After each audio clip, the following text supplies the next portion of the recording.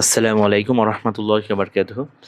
প্রিয় শিক্ষার্থীরা, মানবদেহের প্রতিরক্ষা বা ইমিউনিটি, যেটি আমরা জুলজির ১০ম অধ্যায় প্রোটেকশন অফ হিউম্যান বডি বা ইমিউনিটির টিকাদানের যেই টপিক্সটা আছে সেটা নিয়ে আমরা মূলত আজকে আলোচনা করব। টিকাদানের EPI extended programme on immunisation কর্মসূচিতে নিচের ছক অনুযায়ী টিকা দেওয়ার সুপারিশ করা হয়েছে। যক্ষ্মা রোগের টিকা ডোজের সংখ্যা হচ্ছে একটি। টিকাটির নাম হচ্ছে বিসিজি। টিকা শুরুর সময় সঠিক সময় হচ্ছে জন্মের পর থেকে টিকাদানের স্থান বাম বাহুর উপরের অংশে এবং চামড়ার মধ্যে দিতে হয়।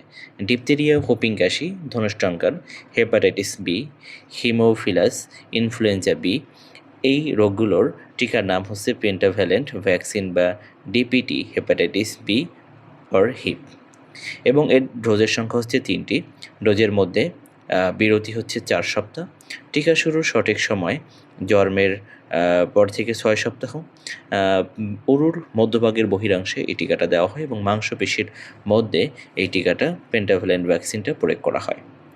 নিউমোকক্কাল নিউমোনিয়া টিকার নাম পিসিবি ভ্যাকসিন। ডোজের সংখ্যা 3টি। প্রতি ডোজের মধ্যে বিরতি 4 সপ্তাহ এবং টিকা শুরু করার সঠিক সময় হচ্ছে জন্মের পর থেকে 6 সপ্তাহ এবং টিকাদানের স্থান উরুর মধ্যভাগের বহিরাংশে মাংসপেশিতে দেওয়া হয়। পোলিও মাইলাইটস ওপিভি হচ্ছে টিকার নাম। ডোজের সংখ্যা 4টি। ডোজের মধ্যে বিরতি 4 সপ্তাহ এবং টিকা শুরুর সঠিক সময় হচ্ছে 6 সপ্তাহ। টিকাদানের স্থান মুখে দিতে হয়। টিকা প্রয়োগের পথ মুখে। হাম ও রুবেলা এই রোগের টিকার নাম হচ্ছে এমআর টিকা। ডোজের সংখ্যা 2টি। ডোজের মধ্যে বিরতি দিতে হয় 4 সপ্তাহ। 9 মাস বয়স পূর্ণ হলে টিকা শুরু করতে হয় বা টিকা দিতে হয়। অরুর মধ্যভাগের বহিরাংশে দিতে হয় চামড়ার নিচে। এবং হাম রোগের টিকা হচ্ছে হামের টিকা, যেটি ডোজের সংখ্যা হচ্ছে 1টি।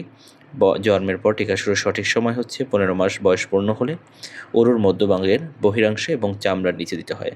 বুস্টার ডোজ দেহে অধিক মাত্রায় অ্যান্টিবডি সৃষ্টি এবং অনাক্রম্যতা সাধনের জন্য প্রাথমিক ভ্যাকসিন দেওয়ার পর নির্দিষ্ট সময় অন্তর যে ভ্যাকসিন প্রয়োগ করা হয় তাকে বুস্টার ডোজ বলে।